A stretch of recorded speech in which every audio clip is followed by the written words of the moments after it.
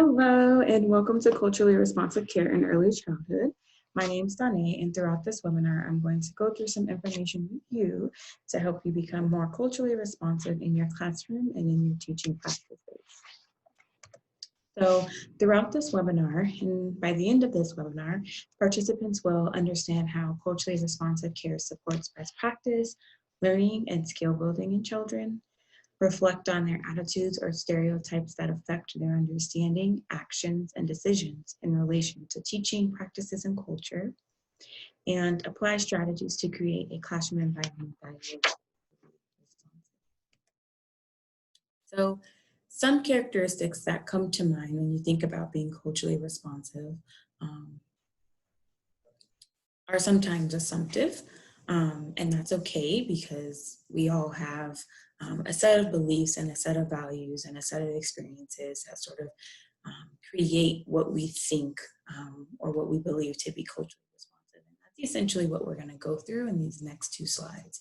So some assumptive characteristics about what culturally responsive care is are things like multicultural events, displays of pictures and text of diverse children, people, families, etc., celebrating and acknowledging holidays, or acknowledging social justice and equity. So I'm not saying that the perception or the presence of these things in your environment or in your stigma don't matter or that they're wrong, because they're not. They do matter. However, culturally responsive care is more than tangible things and things that we place in an environment to reflect culture. And those characteristics of what culturally responsive care is an awareness of implicit bias, its inclusivity, its respect, its responsibility, its relationships, its risk-taking. It's a lot of the words that you see in the word cloud: connection, commitment, vulnerability, courage, creativity, belonging to something bigger, it's trust, it's selflessness, thoughtfulness, and many other words. I believe that being culturally responsive is reshaping and changing the idea of education in the regard that every child is an educator and every educator is a student.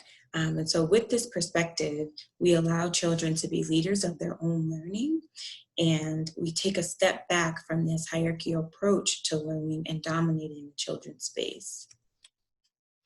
So let's just talk a little bit about implicit bias and what that is. Implicit bias is attitudes or stereotypes that affect our understanding, our actions, and decisions in an unconscious manner. So it's things we may do without thinking. It's things that we may say without thinking. So it sort of just happens innately without us kind of recognizing that. And so you may hear the term not only implicit, but it's a little bit unconscious. And so it shows up in our behavior, in our beliefs, maybe with certain groups of people, but it's often a preference. It's often prejudice, subconscious, maybe a reaction that we have. It's often hidden, a little bit judgmental, unfair, sort of subtle. Again, it's kind of something that you don't really recognize is happening. And it's something that we all do. Again, it's sort of unconscious, right? It just happens. So an example would be a child who's newly enrolled in your classroom, and say day one, they come to school and they have on, some red jeans and a black shirt and some tennis shoes and some underclothes.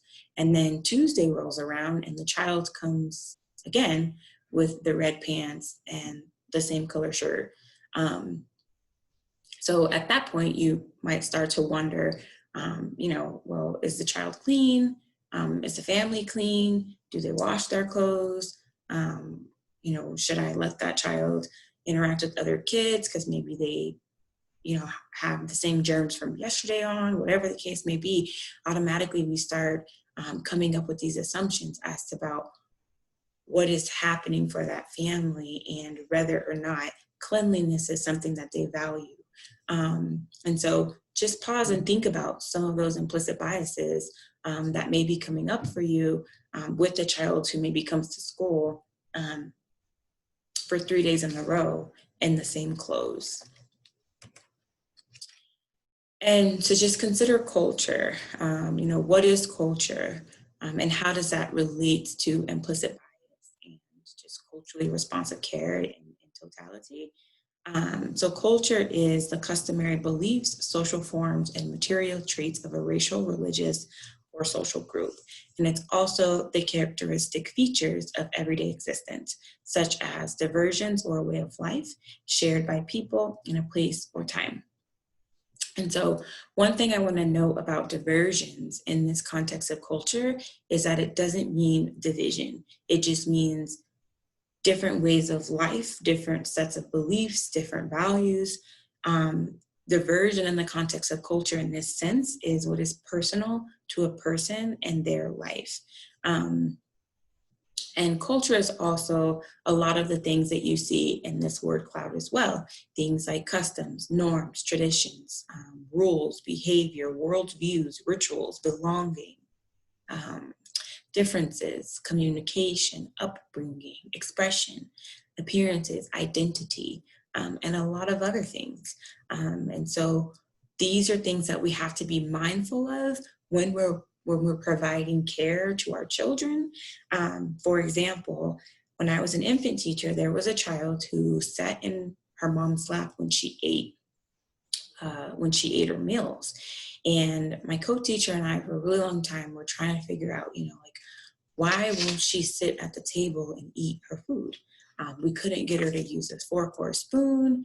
We couldn't really get her to drink out of a cup. Let alone she wouldn't sit in the chair.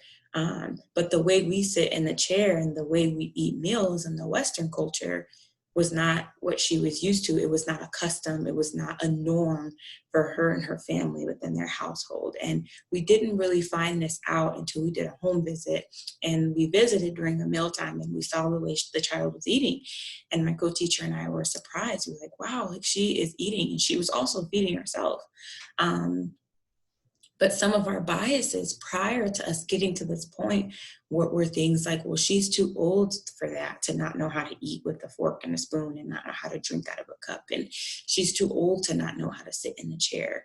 And we knew that what we were doing, essentially, we were trying to prepare her to get ready for her transition. And we knew that some of the skills that she needed to acquire were developmentally appropriate.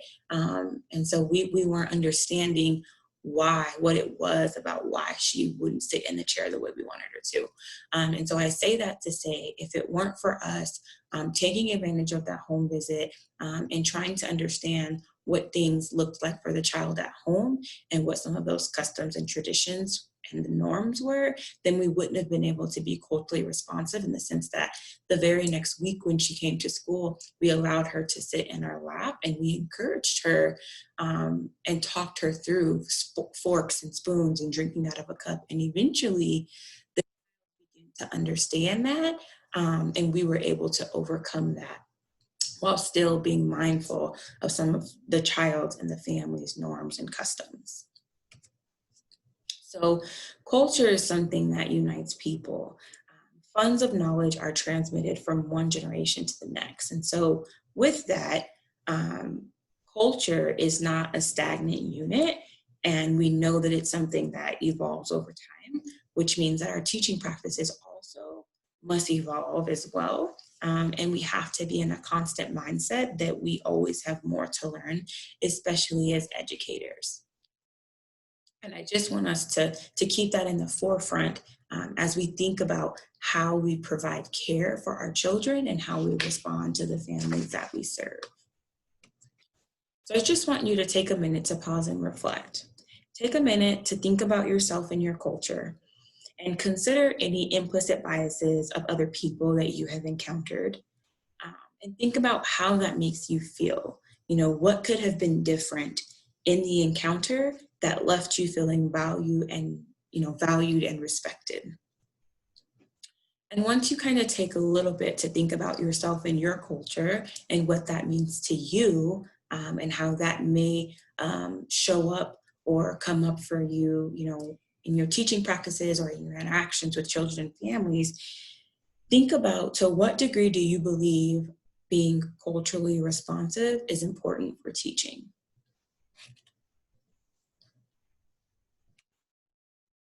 And that's going to lead us into our next topic of conversation, which is professionalism and communication.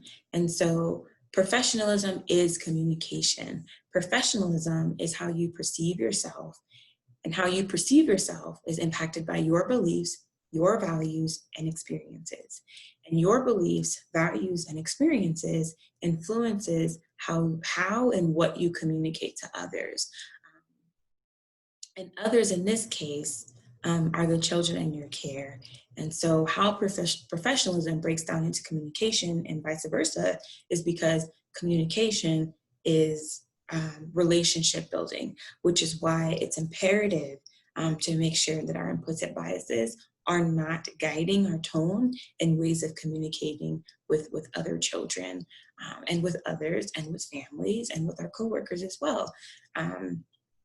Because again, professionalism is how you perceive yourself and how you perceive others, and whatever experiences that you've encountered along the way influences that. And so if your implicit biases are guiding your interactions and your perceptions of the children that you care for and or the families, then you are more likely to talk to them in a way that you think they get communicated with at home, and or in ways in which you've experienced being a part of that community and or around people who identify with that group of people. So an example of this was during my time as a program director, there was a mom that I was communicating with, and because of her circumstances, there were things that went through my head, implicit biases that I had to check before I communicated with her, to make sure that I was still being professional and not perceiving her as her circumstances, but perceiving her as a mother who was dedicated to her children and cared about their health, safety, and well-being. And throughout conversations, sometimes I would find myself trying to word things differently or use certain words that I felt that she would be more likely to understand. And one day we were having a conversation about her child and her child's behavior and, sort of the why behind everything. And she was using a lot of big, elaborate words. She was talking a lot about, research and facts and history and things like that. And I was just mind blown because I was like, wow, like that right there is an implicit bias of me thinking that because of her circumstances and how she appeared and how she seemed to, her way of life, that she wasn't smart enough to have an educated conversation. And that was wrong of me, but I checked that, right? And so check it, that's fine. Just check in with yourself and make sure that you're right? And that your implicit biases are not guiding the ways that you're interacting with children or families. And so just to talk a little bit about, as a program that is trying to be more trauma informed, we have to think about how trauma relates to being culturally responsive in our care. And within the trauma informed approach, there's 4 R's, which are realizing the widespread impact of trauma and understanding the potential paths for recovery, and then recognizing the signs and symptoms of trauma in clients, families, staff, and others involved within the system. And then responding, so responding by fully integrating knowledge about trauma, and in this case, not policies, procedures, and practices, but fully integrating knowledge about trauma and culture, and then resisting, so seeking to actively resist re-traumatization. And the biggest thing with trauma and being culturally responsive is the difference between being subjective and objective. So when you're subjective, you're often opinionated, and subjective observations and conclusions are often guided by our opinions, our beliefs, and our experiences, essentially our biases. When you're objective, you focus on the facts, right? You focus on what you know to be true about the situation, not really given any other personal inclination as to why something may be the way it is. And so with culture and trauma, I encourage you to remove your interpretation and focus on the facts about what you know to be true about a group of people who identify within a certain culture. And this entails professionalism as well. Trauma and culture go hand in hand, so it's important to consider culture when you're realizing, recognizing, responding, and resisting. And when you consider one's culture, your responsiveness is more reflective to their unique needs, and cultural identity and community and/or family connection influences the way a child or a family perceives and reacts to trauma. And so really being cognizant that you are using the 4 R's when you are trying to respond to culture or respond to trauma while being culturally responsive. And so just to touch on some of the impacts of childhood trauma and the ways it may show up in your classroom. It interrupts brain development, and so we must remember that at the base of everything. And so children may have different reactions to trauma, like you see in cognition, impaired readiness to learn, and brain development, impaired stress response, and behavior, poor self-regulation, and physical health, poor immune system, and emotions, difficulty controlling them, in relationships, attachment problems and/or disorders. And then in mental health, depression, anxiety, negative self-image or low self-esteem. All of those things are just behaviors in which children display that are some effects of trauma. And so now you have to think about culturally, what does that mean? Are you being culturally responsive to children's trauma? Because as I previously stated, cultural beliefs and values can contribute or, strengthen. It can contribute to the strength and the resilience in the face of trauma, or it can reinforce the child's trauma. So not only from that child's culture, but then the view that you have about that culture when it comes to trauma. Do you believe that it's generationally, that it's a generational cycle? And even if it is, how is that culture perpetuating the type of traumatic experiences or traumatic behavior, trauma response behaviors you may be seeing in your children? So just think about, ask yourself, am I being culturally responsive to children's trauma? Or am I re-traumatizing children in the ways in which I communicate?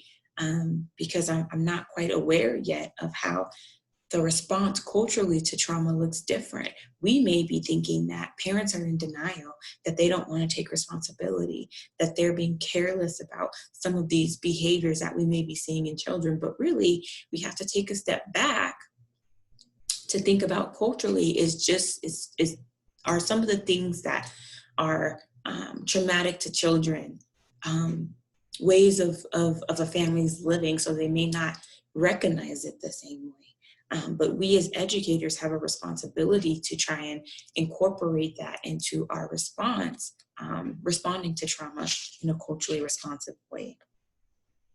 And so now, we've covered on a couple different things. We've covered, professionalism and communication, culturally responsive care when it comes to trauma. And so now I want to talk a little bit about how culturally responsive care relates to our program philosophy being Montessori inspired. And so one thing I want to point out here is that culturally responsive teaching is not a quick fix, nor is it a simple strategy to implement into your lessons. And so with that being said, it takes time. And so as you try to discover some things and implement some strategies and some perspectives and ways that you can be more culturally responsive in your classroom, I want to go through with you some of the things that you can do in your classroom and some things that as a coach, I would expect to see if I came into your classroom from a cultural responsive lens. So making sure that children are We see children as leaders for their own learning, and we are creating environments that are stimulating, encouraging, encouraging children to investigate rather than to comply with directives. That there are materials and activities that allow children to grow into their competence. A classroom culture of yes, and you can, and emphasizing curiosity over compliance. And also making sure that there are opportunities that support feedback loops to happen. And with that, all of those components that allow children to be leaders of their own learning, it's supported by things like using the Montessori-inspired materials, supported by the rubric and the learning outcomes. It's also supported by scope and sequence, because if a child is not ready due to their cultural norms, habits, beliefs, practices for what we know to be developmentally appropriate, we automatically cannot make the assumption that we should just forget about it. We should really try to use the developmental progression of skills and necessary gains and or aims to support the child and meet the child where they're at, because that responds to their culture. Culturally, they may not be pushed to be independent, right? Maybe they don't come from an individualistic culture. Maybe they come from a collectivist culture, or whatever the case may be. Maybe they're not pushed to be independent. Maybe they are, welcomed in the culture to be a member who gets things done for them. And we have to check ourselves to make sure that we're not thinking that we're babying, children, or children are too old to be acting a certain way. Let the environment sort of let children lead their own learning so that they can embrace pieces of their culture, their habits, and their norms into their learning to better support them so that it's more personal to them. It's not to say that you should, hands off and not support children in their learning. However, you should be guiding and not telling children, how to think, because learning happens when children believe that they can, and this ties back into communication. If you're constantly telling children how something should be done and whether it is right or wrong, then we sometimes plant seeds of guilt, shame, embarrassment. We kind of cause them some confusion and interrupt what it is that they're trying to accomplish to gain the necessary skills and grow into that competence. And so even with your feedback loops, making sure that you're not just providing a bunch of feedback loops, but that the feedback loops that you are providing, that they're qualitative, right? And when you're providing feedback to children, making sure that the feedback is an assessment for learning and not of learning. Because when feedback is an assessment for learning, we support children in developing the skills that they need while also embracing the skills that they bring into the environment from home, from their culture, from those norms and customs and their ways of living. And then when feedback is of learning, we're essentially telling a child whether something is right or wrong. And that's what we want to steer away from. We want to embrace the child holistically for who they are, while still making sure that we're on track to help that child be where they need to be developmentally to grow and move on. And, with curiosity over compliance, in the regard that it's not about, children being quiet and you telling them what to do and how they should be thinking. Learning is about children being able to share and be open about what it is that is true to their perspective and how they see the world. So again, this is the what and the how and what I would expect to see as far as strategies go. And when you think about culturally responsive care and the Montessori-inspired approach, children are self-directed learners who can think and make discoveries for themselves. Children have blocks of time to work at their own pace so that learning is meaningful and attention is not interrupted.